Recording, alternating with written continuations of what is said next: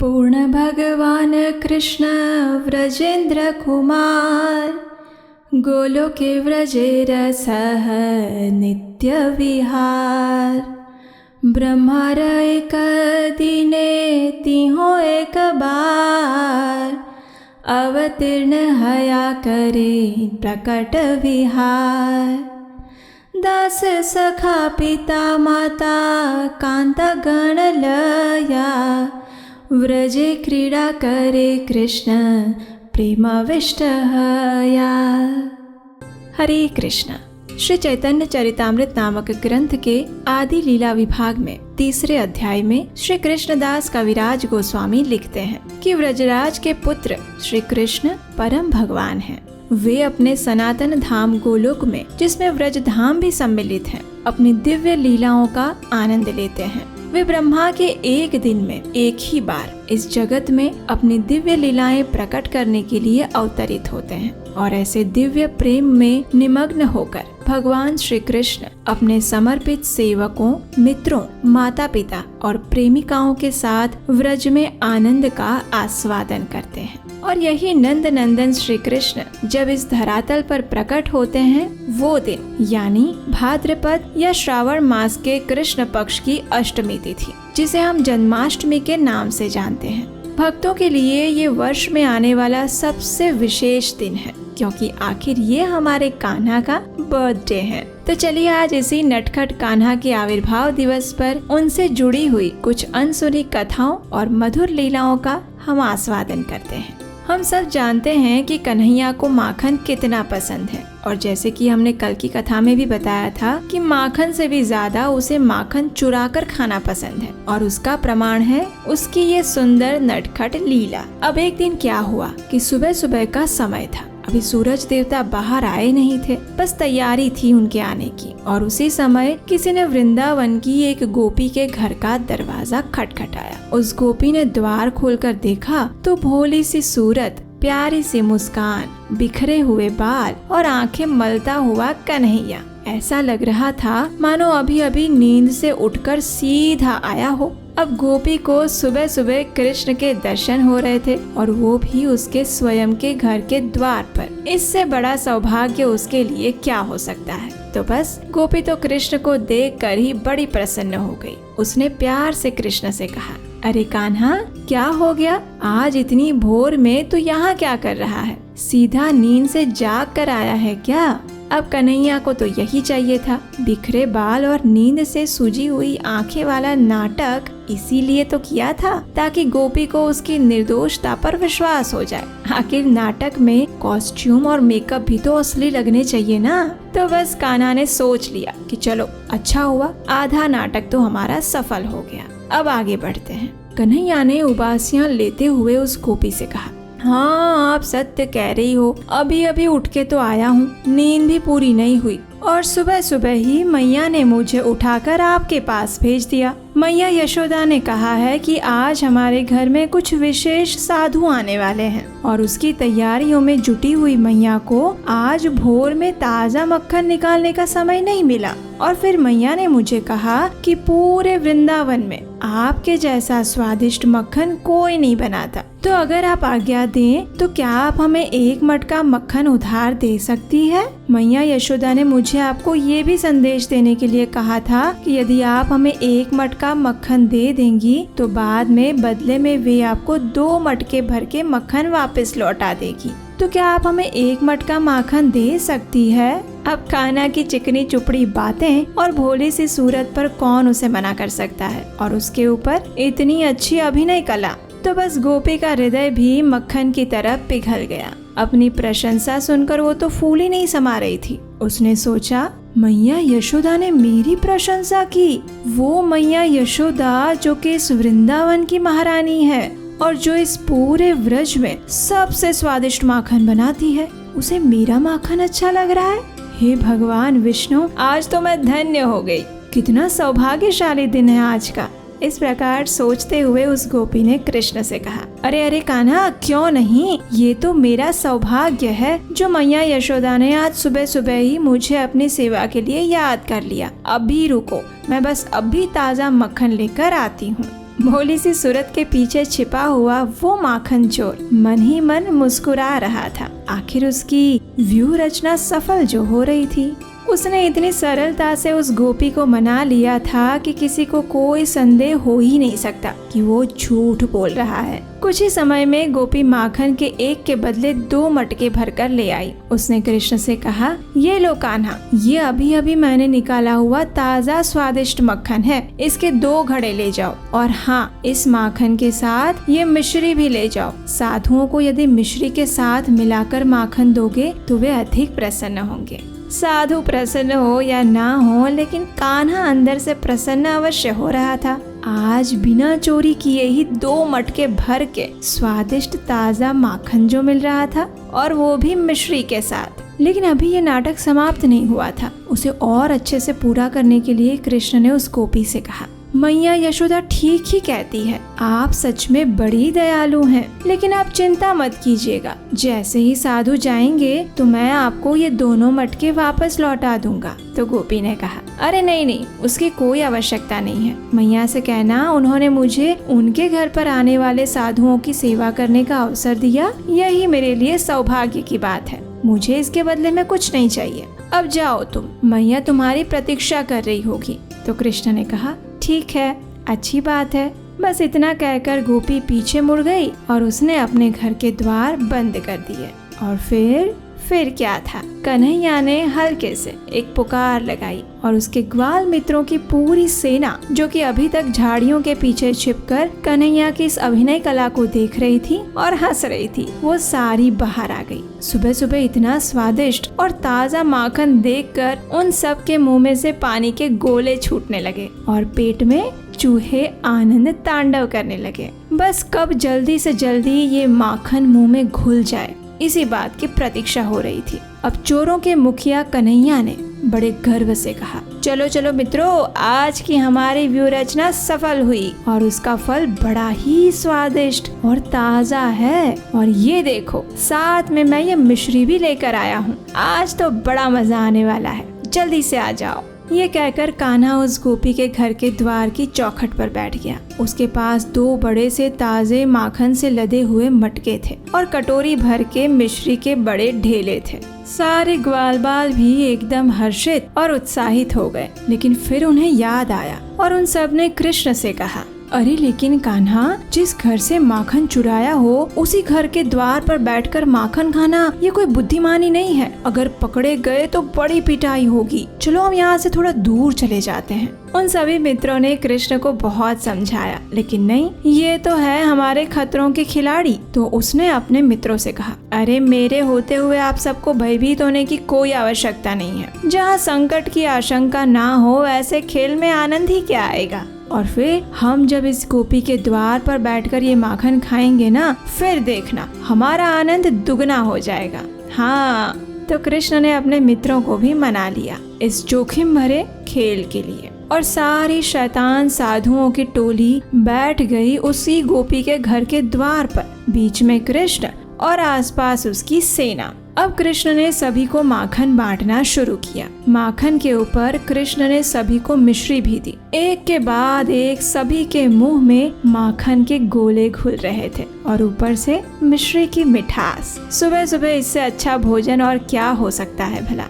लेकिन अफसोस, ये आनंद की दुनिया कुछ समय बाद भंग हो गई। माखन खाने में व्यस्त उस नन्ही सी टोली को इस बात का ध्यान नहीं रहा कि जब वे मिश्री तोड़ रहे थे तो दांतों से उसके टूटने की आवाज इतनी तेज होती जा रही थी कि वो गोपी को घर के अंदर तक सुनाई दे रही थी। गोपी ने सोचा, लगता है आज सुबह सुबह बंदरों की टोली आ गई है और फिर से बाहर सारा तहस नहस कर देगी। तो जरा देखूं तो सही। ये सोचकर उसने जैसे ही दरवाजा खोला तो बस उसने देखा साधुओं के लिए माखन चुराने वाले मुखिया का मुंह माखन से सना हुआ था। उसके आसपास में और भी नन्हे मुन्ने साधु बैठे थे और उन सब के हाथ में उसका बनाया हुआ माखन था। किसी के मुंह से माखन टपक रहा है तो किसी के पैरों पे उसके छींटे पड़े हैं। कोई दाएं हाथ से अपना मुंह पोंछ रहा है, लेकिन साफ होने के बजाय और माखन उसके चेहरे पर पोता जा रहा है। ये सारा दृश्य देखकर वो गोपी बड़ी क्रोधित हो गई। उसने जोर से चिल्लाते हुए कृष्ण से कहा, अरे अरे चोर कहीं के, तूने सुबह सुबह मुझसे इतना बड़ा झूठ बोला। तूने कहा था कि साधुओं के लिए माखन मैया यशोदा ने मंगाया है, और इधर ये तेरे बंदरों की टोली पर तू मेरा इतनी मेहनत से बनाया हुआ माखन लुटा रहा है। जरा भी लाज नहीं आई तुझे ऐसा करते हुए। जैसे ही सबने देखा कि अब वे पकड़े गए हैं, तो उनके मुंह खुले के खुले रह गए। उन्हें समझ नहीं आया कि अब क्या किया जाए। सामने गोपी और हाथों में माखन, किस पर ध्यान दिया जाए। लेकिन कृष्ण ने सामने से दहाड़ते हुए कहा, अरे ओ गोपी, खबरदार अगर तूने मेरे मित्रों को बंदर कहा तो। ये सारे के सारे महायोगी साधु हैं, क्या तुझे दिख नहीं रहा? ये सारे हिमालय के महान तपस्वी साधु हैं, जिन्होंने अनेक वर्षों तक तपस्या करके अनेक सिद्धियां प्राप्त की है। और वो देखो, वो नागा बाबा साधु है। हाँ, कृष्ण ने एक कोने में बैठे हुए बच्चे की ओर इशारा करते हुए कहा, जिसने कपड़े भी नहीं पहने थे। वो इतना छोटा था कि उसे ये भी नहीं पता था कि वे सब अब चोरी का माल खाते हुए पकड़े गए हैं। उसके मुंह से अभी भी माखन टपक रहा था, और वो अभी भी दूसरे हाथ से मिश्री खाए जा रहा था। ये देखकर गोपी को और गुस्सा आया, लेकिन कृष्ण छोड़ने वाले थोड़े ही थे। उसने गोपी से कहा, अरे तुम्हारा तो सौभाग्य है कि आज ये सारे साधु तुम्हारे द्वार पर आए हैं। तुम्हें तो उन सबको दंडवत प्रणाम करना चाहिए। तो गोपी ने कहा, हाँ हाँ क्यों नहीं, मैं अभी डंडा लेकर आती हूँ और इन सब को दंडवत करती हूँ। तुम सब अभी यहीं रुकना, मैं अभी आई। ये कहकर गोपी घर में डंडा लेने गई, और ये सभी हिमालय के साधु वहाँ से भाग गए। तो ऐसा है ये नटखट कान्हा, एक तो माखन चोरी, ऊपर से सीना चोरी।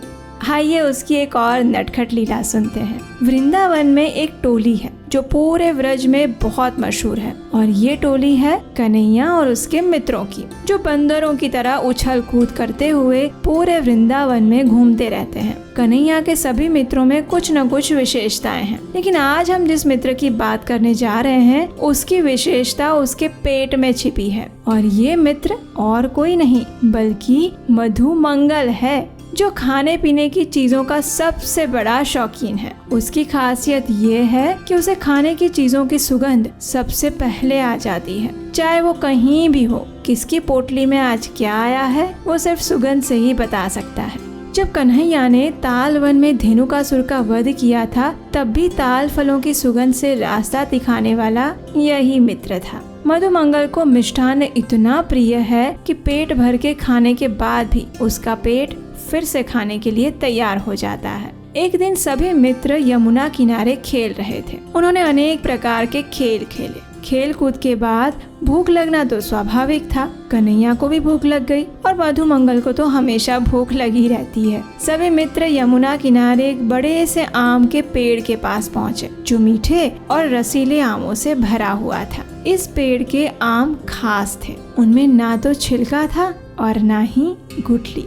वृंदावन, जो कि वास्तविक आध्यात्मिक जगत गोलोक वृंदावन का हिस्सा है, वहाँ ऐसे ही आम होते हैं, बिना गुठली और बिना छिलके वाले, जिन्हें सीधे मुंह में डालते ही स्वाद आ जाता है। जैसे ही कृष्ण उस पेड़ के पास पहुँचे, तो पेड़ की सभी शाखाएं नीचे झुककर कृष्ण का स्वागत करने लगी। एक के बाद एक डाली नीचे आकर कृष्ण को मीठे आम देने लगी। कृष्ण ने उन आमों का भरपूर आनंद लिया, और ये सब देखकर मधुमंगल दुखी हो गया। उसे लगा कि शायद कृष्ण उसे भी आम देंगे, लेकिन कृष्ण ने ऐसा कुछ नहीं किया। मधुमंगल अपने पेट पर हाथ रखकर कृष्ण के पास गया और बोला, कान्हा, मुझे भी आम दो ना, मुझे भी भूख लगी है।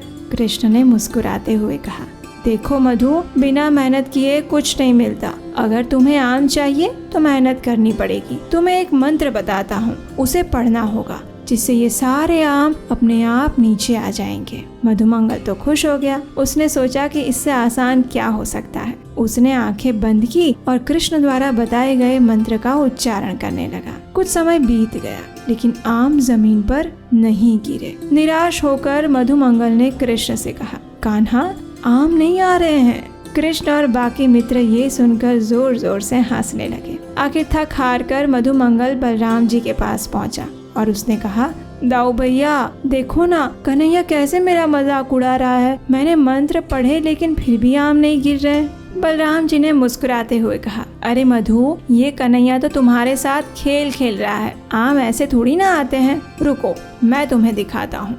बलराम जी ने पेड़ को जोर से हिलाया और सारे आम टप टप करके नीचे गिरने लगे। मधुमंगल ने तब तक आम खाए जब तक कि उसका पेट और मन संतुष्ट नहीं हो गया। अगर कभी ऐसा लगे ना कि कृष्ण आपके सवालों का जवाब नहीं दे रहे हैं, तो बलराम जी या किसी आध्यात्मिक गुरु की शरण में जाइएगा। उनकी कृपा से ही कृष्ण को प्रसन्न किया जा सकता है। कन्हैया का ये मित्र मधुमंगल बड़ा ही रोचक है। वो इतना भोला है कि भोजन के सामने उसे कुछ भी नहीं दिखता। अब एक दिन क्या हुआ कि वो होली का दिन था, तो इस साल कृष्ण का होली खेलने का कोई मन नहीं था। जानते हैं क्यों? क्योंकि पिछले वर्ष होली के दौरान सभी बच्चों ने मिलकर कृष्ण को ढेर सारा रंग लगा दिया था, जिससे यशोदा मैया ने उन्हें खूब डांटा था। और फिर यशोदा मैया ने कन्हैया को इतने जोर से घिस घिस कर नहलाया कि पूछो मत। होली का रंग उनकी आंखों में भी चला गया था, जिससे उसकी आंखें भी जल रही थी। इसलिए इस बार कृष्ण ने ठान लिया कि वो होली नहीं खेलेगा। उसने मैया से कह दिया कि अगर कोई पूछे तो बता देना कि मैं घर में नहीं हूँ। कुछ समय बाद कृष्ण के मित्रों की टोली नंद भवन के आंगन में आ पहुंची। वे जोर जोर से चिल्लाने लगे, कान्हा, ओ कान्हा, चलो आ जाओ, हम होली खेलते हैं, आ जाओ बाहर जल्दी। लेकिन अंदर से कोई जवाब नहीं आया। उन्होंने फिर से आवाज लगाई, लेकिन इस बार भी कृष्ण ने कोई उत्तर नहीं दिया। मित्रों ने सोचा कि किसी एक को अंदर भेजकर कृष्ण को बाहर लाना चाहिए, और ये जिम्मेदारी दी गई मधुमंगल को। मधुमंगल नंद भवन के अंदर गया, लेकिन कन्हैया कहीं नहीं दिखा। सभी कमरे और कोने छान मारे, लेकिन कृष्ण नहीं मिले। निराश होकर जब वो बाहर जाने लगा, तो उसने एक कोने में पर्दे के पीछे से कुछ आवाज सुनी। वहाँ जाकर देखा तो कृष्ण छिपे हुए थे। मधुमंगल ने उसे पकड़ लिया और जोर से चिल्लाया, मिल गया कान्हा। लेकिन कृष्ण ने उसे इशारे से चुप रहने को कहा और कहा, धीरे से बोलो, बाहर किसी को मत बताना कि मैं यहाँ छिपा हुआ हूँ। मुझे होली नहीं खेलनी है। तुम सबको कह दो कि मैं घर में नहीं हूँ। मधुमंगल ने कहा, देखो कान्हा, मैं ब्राह्मण हूँ और मैं कभी झूठ नहीं बोल सकता, लेकिन अगर कुछ मिल जाए तो। कृष्ण समझ गए और उन्होंने कहा, अच्छा मधु, अगर तुम चुप रहोगे तो मैं तुम्हें लड्डू की एक पूरी थाली दूंगा, फिर तुम आराम से अकेले लड्डू खाना। ये सुनकर मधुमंगल खुश हो गया। उसने कहा, हाँ ठीक है कान्हा, लेकिन तुम बड़े चतुर हो, इसलिए मैं तुम्हारी बात पर विश्वास कैसे करूं? अगर वो लड्डू की थाली मुझे अभी मिल जाए तो शायद मैं किसी को कुछ नहीं बताऊंगा। फिर ये सुनकर कन्हैया ने तुरंत लड्डू की थाली मधुमंगल को पकड़ाई और उसे बाहर भेजा। मधुमंगल तो लड्डू का ये पूरा थाल देखकर ही खुश हो गया। बड़े आनंद से लड्डू खाते हुए वो बाहर आया और सभी मित्रों के बीच उसने घोषणा की, कान्हा ने कहा है कि कान्हा घर में नहीं है। कोने में छिपे हुए कृष्ण ने ये सुन लिया और सिर पकड़कर कहा, अरे मधु, तुम्हारा दिमाग सच में तुम्हारे पेट में है। बस फिर क्या था, उस वर्ष भी कान्हा को होली खेलनी पड़ी और मैया की डांट भी खानी पड़ी। तो ये थी आज की जन्माष्टमी विशेष सुंदर, मधुर और माखन जैसी रसीली कृष्ण कथाएं। ये कथाएं आपको कैसी लगी, ये हमें नीचे कमेंट बॉक्स में बता सकते हैं। हमारे वैदिक शास्त्रों से ली गई ऐसी ही प्रमाणभूत कथाएं सुनते रहने के लिए आपके अपने इस चैनल को सब्सक्राइब कर लीजिए। और अब है आपके लिए एक खुशखबरी। इतने समय से आप जिस कृष्णायन प्रोजेक्ट की प्रतीक्षा कर रहे थे, उसे हम इस आने वाले कार्तिक मास के पवित्र समय में बस अब लेकर आ रहे हैं। श्रीमद् भागवतम पुराण से यथारूप में ली गई श्री कृष्ण के जीवन पर आधारित बाल लीलाओं की ये एनिमेशन कथा श्रृंखला है, जिसके ऊपर हम पिछले कई समय से कार्य कर रहे हैं। वो अब अपने अंतिम चरण में पहुंच चुकी है। आने वाले कार्तिक मास में इसे हम आपके सामने